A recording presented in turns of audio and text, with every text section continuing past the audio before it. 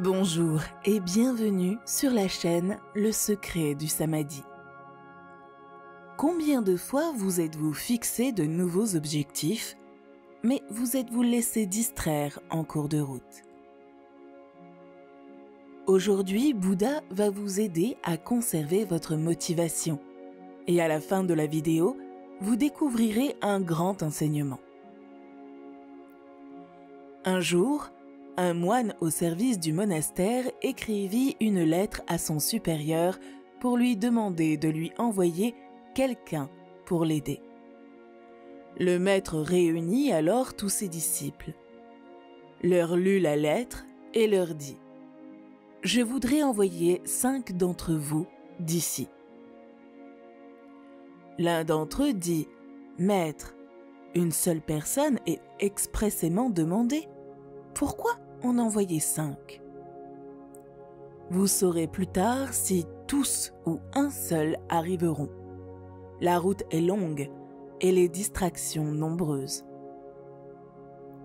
Les disciples, encore immatures et peu expérimentés, éclatèrent de rire, n'accordant aucune crédibilité à ces paroles. Les 5 élus se mirent en route. Au bout de quelques heures, ils furent rejoints par le messager d'un village voisin, qui leur demanda « Quelqu'un parmi vous serait-il prêt à remplacer notre prêtre ? Il vient de mourir. Nous vous offrons le gîte, le couvert et l'argent. » Le village semblait prospère, et l'un des 5 moines accepta sans hésiter, déclarant à ses compagnons « Je vais rester ici et servir. Vous êtes 4 de toute façon, et le monastère n'a besoin que d'une personne. » Le lendemain, alors qu'ils traversaient la ville du roi, les 4 moines rencontrèrent un chevalier à son service. Il les arrêta et leur demanda « Je cherche un jeune marié pour la fille du roi. Vous semblez être celui qu'il lui faut.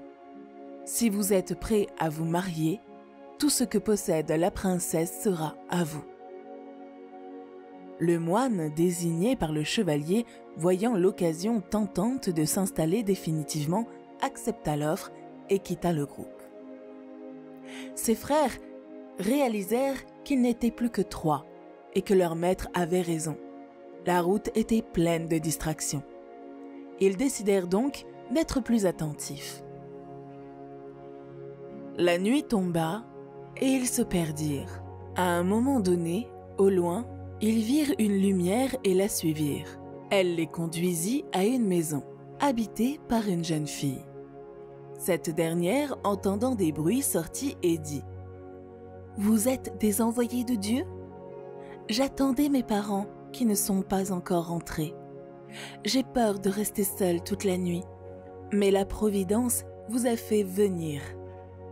Restez avec moi jusqu'à demain, s'il vous plaît. » L'un des moines accepta immédiatement, mais les autres rétorquèrent « Nous ne pouvons pas céder aux distractions, nous devons rejoindre le monastère. »« Je ne peux pas venir avant le retour de ses parents, » répondit-on. « Toi, continue, je reste ici. » Les 2 moines, voyant la fermeté de l'autre, décidèrent de poursuivre leur chemin.